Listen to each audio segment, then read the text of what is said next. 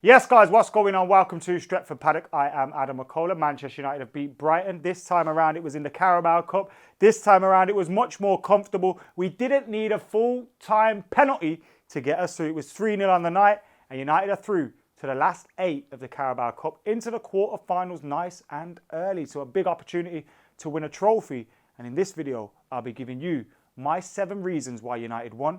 And what I want you lot to do is get yours in the comments below. And of course, hit that red button, subscribe, join as well if you can, and keep it locked to Stretford Paddock. The deadline day is fast approaching. We'll have you covered for that throughout the day, as well as the Tottenham game on Sunday. We've got so much coming up. I'm not going to tell you what's coming up. I'm just going to tell you, subscribe and make sure you're there for absolutely all of it. For now, though, let's get stuck into these 7 reasons.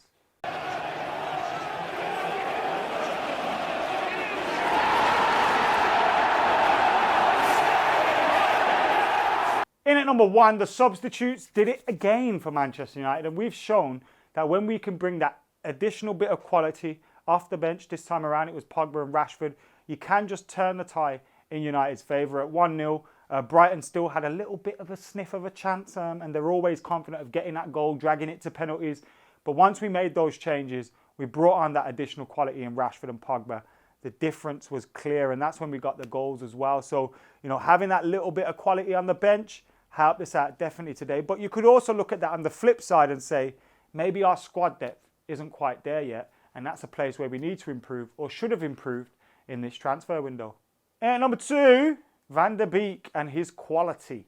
It's good to see Donny Van der Beek in the side. And it's great to see, Joe made a point on his fan cam where he said, it's so good to have someone like Donny Van der Beek in the side come in a new signing and not be forced straight into the first 11 again. A little bit embarrassing when you bring in Bruno Fernandes as a new signing in January. He becomes your player of the year, that kind of thing. So it's good to see us be able to just bed Donny Van der Beek into the team slowly.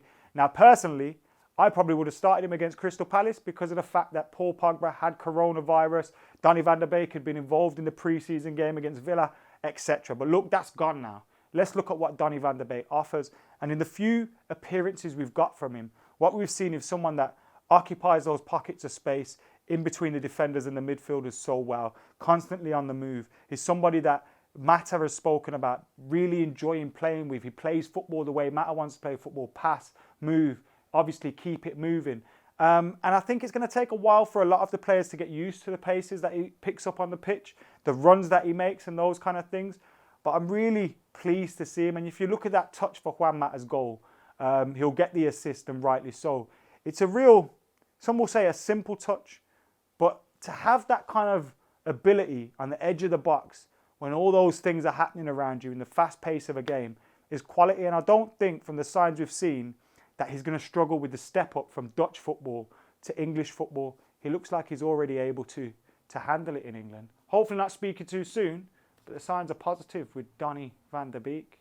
In at number 3, whilst our squad depth isn't perfect, there are a few positions where you could look at and say, we're not doing too badly. And you know, the first one that comes to mind is Dean Henderson.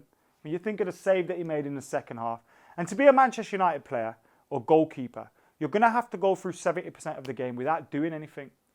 Dean Henderson's able to do that and pull off the world-class saves when needed. He did it in the last game against Luton as well, with a fantastic save. And he did it in this round. And that's really good to see from him. You know, 2 clean sheets for him in his 2 starts. Now, yes, I know loads of people are going to rush out the same way they did with Romero and say, more clean sheets than the head.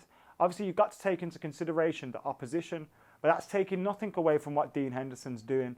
And that depth there is massive. You look at centre-half, able to bring Eric Bailly in. Now, for me, you'd be starting Eric Bailly in the next game, but to be able to bring someone in like that off the bench is a good sign to see as well.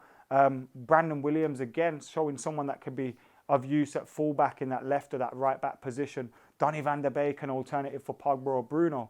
You know, whilst we do have some spots where we really need to fill them in terms of the depth that are there, that wing position obviously being one of them, a massive position that we need to improve. There are a couple of areas where over the last 12 months we've gradually improved on them, and we've moved quite forward in terms of the squad. We've still got to get rid of some. We've still got to bring in some more. We know that.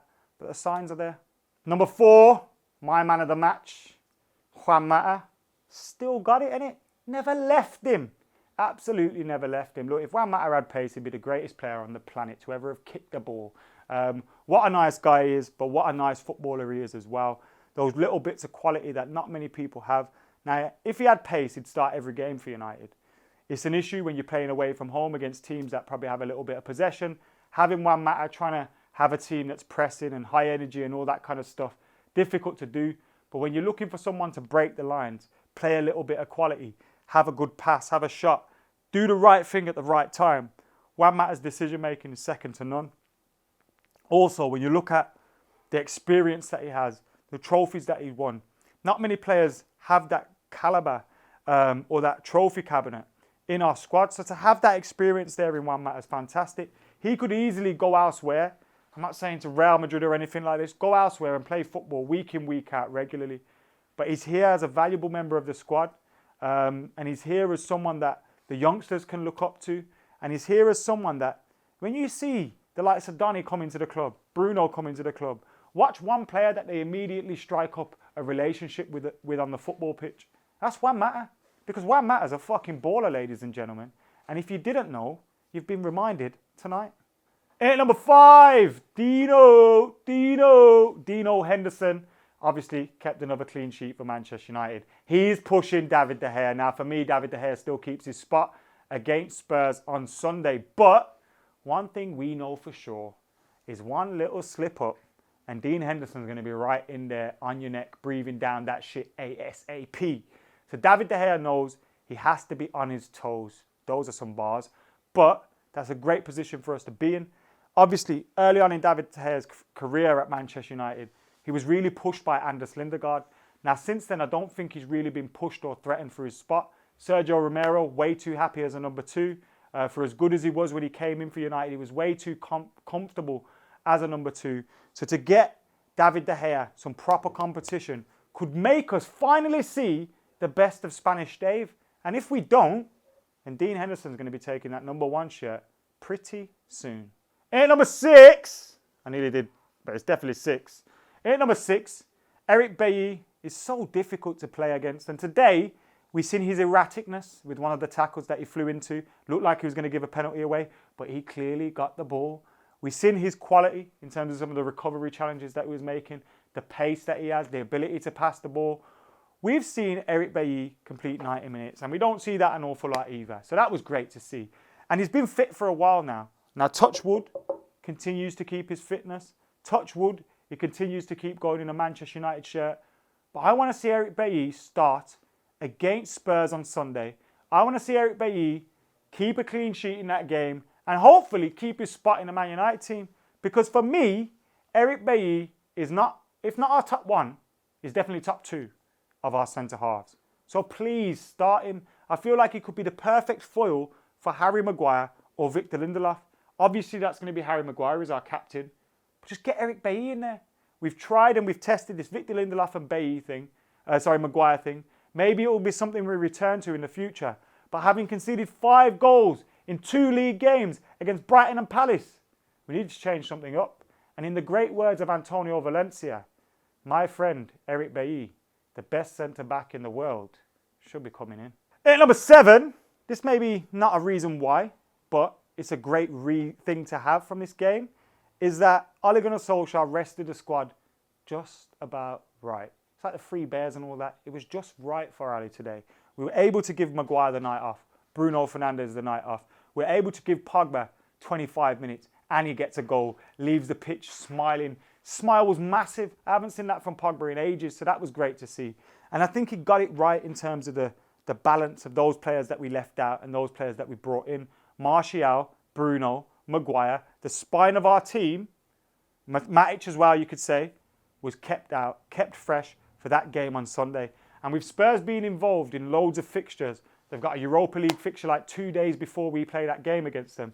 To keep the spine of our team fresh could be a masterstroke by Ole Gunnar Solskjaer, but it was the right thing to do, and it was good to see him getting that balance right on the night and it not affecting the result. So there you have it, ladies and gentlemen. That has been 7 reasons why Manchester United beat Brighton. I nearly forgot who we played then. We beat Brighton. Yes, we did, and it was 3-0 on the night. We're through to the last day of the Carabao Cup, and fingers crossed this can be one of those cup runs that ends in a trophy. I don't think we're back in Carabao Cup action for a while now, so we can put that to the side, bring on the Premier League, bring on the Champions League. Hopefully we can get these boys a little bit fitter, and with that game coming up on Sunday, I cannot wait. Hopefully after that, I'll be doing another 7 reasons why Man United have beat Spurs. But until then, make sure you're keeping it locked, subscribing, liking, commenting, sharing.